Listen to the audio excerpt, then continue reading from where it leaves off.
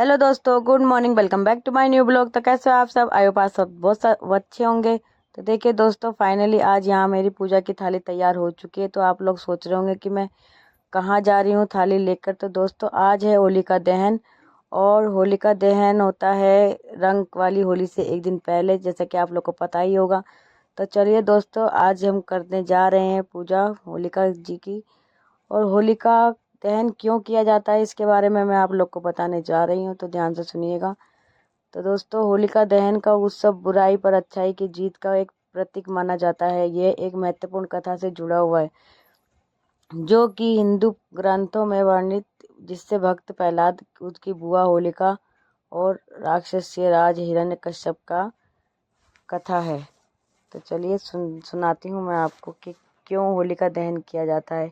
तो एक प्राचीन समय में एक हिरण्यकश्यप नाम का एक असुर राजा हुआ करता था, जिसने कठोर तपस्या करके भगवान ब्रह्मा से अमरता का वरदान प्राप्त किया था। उसने यह प्रार्थना की कि उसे तो दिन में, ना रात में, ना किसी मनुष्य द्वारा, ना पशु द्वारा, ना धरती पर, ना आकाश में, ना किसी अस्त्र से, ना किसी शस्त्र से मारा जा सके।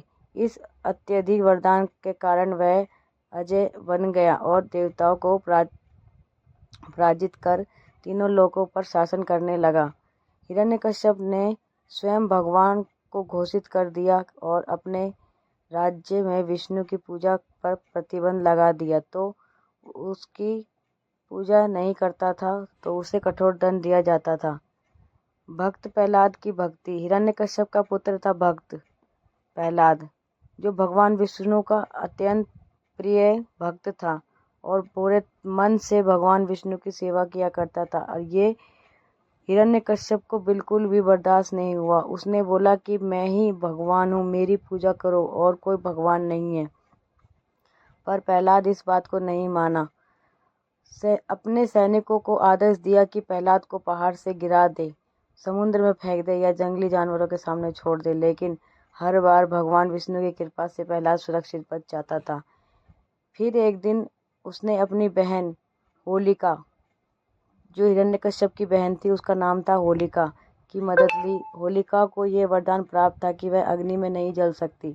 एक योजना बनाई दोनों भाई बहनों ने मिलकर कि हम प्रहलाद को अपनी बहन की गोद में बिठाकर अग्नि पर बिठा देंगे, ताकि मेरी बहन बच जाएगी और प्रहलाद अग्नि में ही जल जाएगा।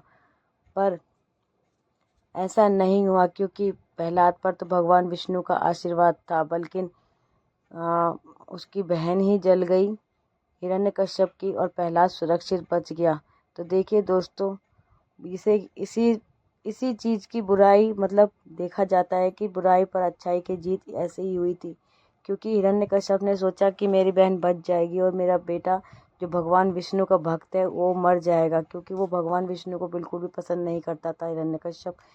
तो इसलिए उसने अपनी बहन की गोद में अपने बेटे प्रहलाद को बिठा दिया। और ये देखो कि उसके सामने ही उसकी बहन अग्नि में समा गई और उसका बेटा बच गया। तो देखिए दोस्तों, इसलिए आज के दिन ये होलिका दहन किया जाता है और इसी चीज़ की पूजा की जाती है। तो देखिए, फाइनली हमारी भी पूजा हो चुकी है और कथा सुनते सुनते और बताते बताते टाइम का पता ही नहीं चला। तो चलिए अब चलते हैं घर। सभी लोग बहुत खुश है क्योंकि अगले दिन है होली। और आई होप आपको वीडियो पसंद आया होगा। कथा अच्छी लगी हुई तो लाइक करें, शेयर करें, कमेंट करें। न्यू है तो चैनल को सब्सक्राइब करें, बेल आइकन जरूर दबाएं। तो चलिए अब चलते हैं घर। और दोस्तों, मेरा गला बहुत ज़्यादा ख़राब है, इसलिए वीडियो थोड़ी लेट हो रही है। तब तक के लिए bye bye, take care, good night.